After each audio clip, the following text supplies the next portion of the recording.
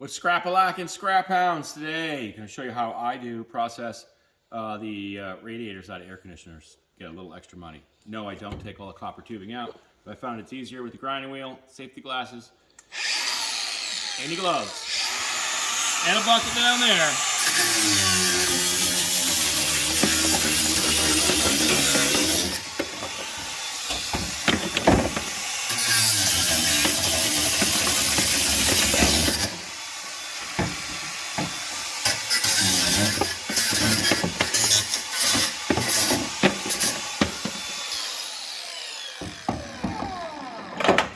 Take your big screwdriver, pop off that metal piece, put it with your metal, and then do the other side, and you have your cleaned up copper radiator with a little bit of extra.